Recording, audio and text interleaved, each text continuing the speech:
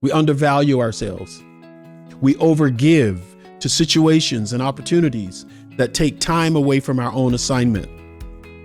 We refuse to scale. We refuse to get bigger. We refuse to move on with our life. We're still living in the day of 8-track tapes. Before we get into it, hey everybody, I'm Dr. Martin Williams. I just believe in helping people discover, develop, and deploy themselves into this amazing world we live in without losing themselves. They can still be themselves and operate in kingdom principles on the earth, inside of systems right now. I believe that. And that's what I want to help or do in people. Jesus said the words like, follow me and I'll make you. Well, Martin Williams is saying, follow me on every platform, and I'll help make you into this person. Discover this person that God really created in you that has an assignment. Shame keeps believers busy, but ineffective. Shame keeps you faithful, but under-resourced. Shame can acknowledge that you're gifted, but you're under-deployed. You're an amazingly gifted person, and you're not deployed in the right system, affecting the right people, affecting the right decisions, up a level where you have more influence. Shame keeps you there. It stops your true deployment into the world, where you actually grow and scale in this amazing world that we have been given. Forget what everyone else is saying. This is a horrible time to be alive. It's a horrible country that we live in. People are just horrible. This is just come soon, Lord Jesus. Don't think that way. He has already come. He's in you. Can I tell you something? People keep praying to God. Now don't get weird on me. I'm just want to say this to you. People keep praying to God. They keep praying to Jesus.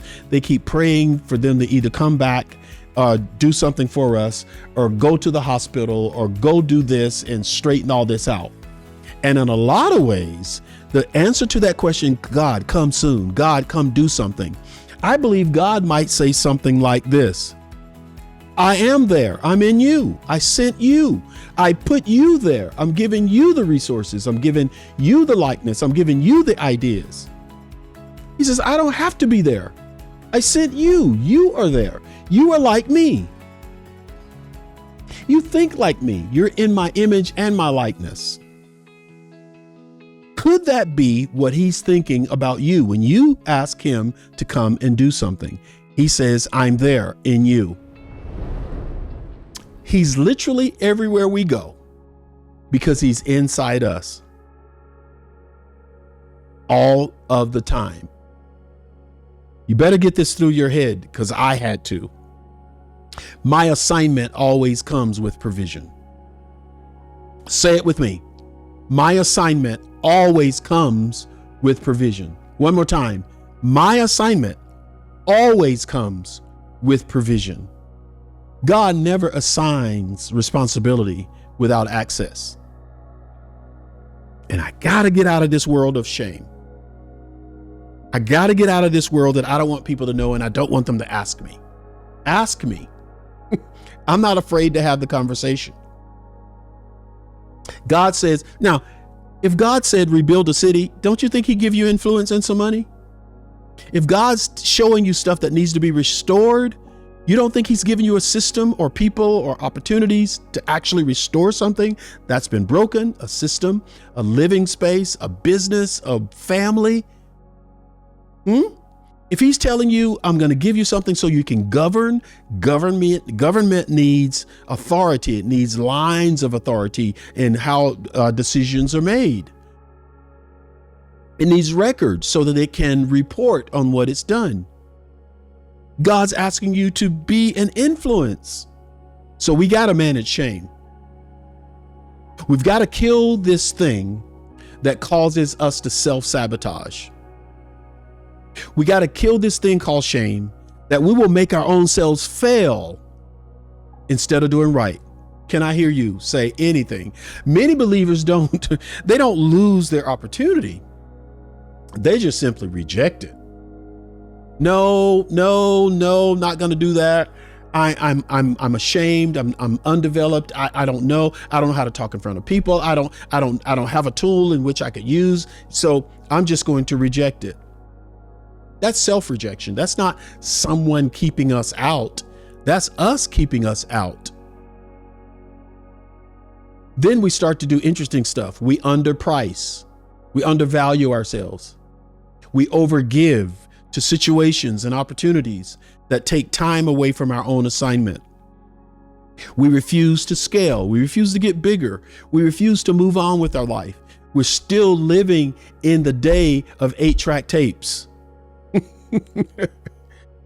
We just refuse to get better. We refuse to grow. We refuse to keep getting smarter.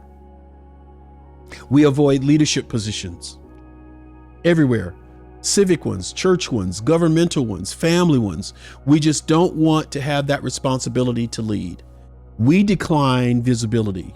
We don't want to be visible. Don't see me. Don't look at me. Don't ask me to do anything in particular. Not because we lack faith, but we do that because shame tells us that we don't deserve this next level of capacity. And that's horrible, friend. Shame doesn't steal opportunity. It convinces you to give your opportunities away. And that's why we're dealing with this today. We have to deal with this because your freedom now is wrapped up in being restored from shame. You have to be restored from this. Freedom comes when shame dissipates from your life. You need real healing. You need amazing restoration. You need to rebuild who you are, and you need to access the calling of becoming a leader. Because freedom from this freedom from your internal jail, your captivity, can only come from you. No one can free you from that. That's something you can only do, and something you must do, and something you will do. Am I correct? Make up your mind to free yourself from that.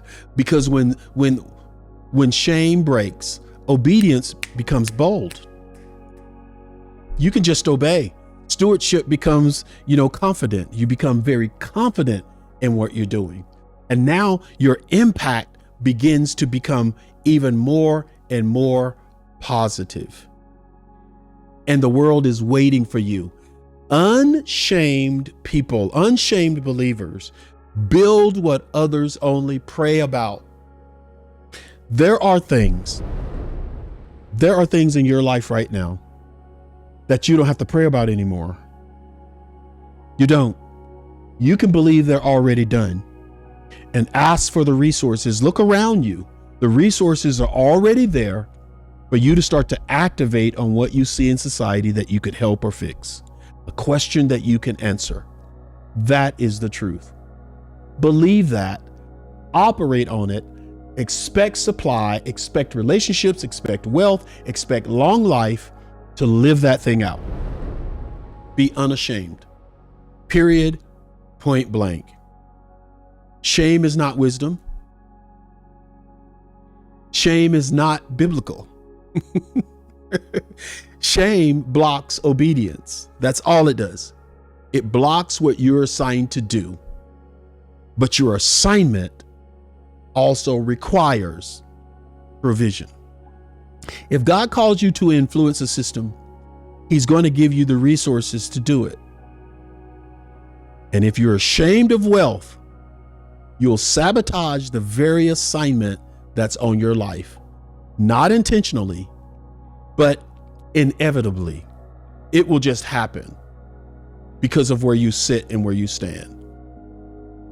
So here it is. Say this with me. I reject shame around provision. I receive my assignment fully resourced. I do not shrink from growing capacity. I obey God without apology and without shame. You live in that world. Make that agreement now. This is your assignment right now. Right now, in this moment. Your assignment is to reject shame around provision. Receive your assignment that it's fully resourced. Don't shrink back now from growing in your own capacity and doing more. And learn how, make a decision to obey God without having to apologize to anyone. Subscribe to this channel and go ahead and watch the next video.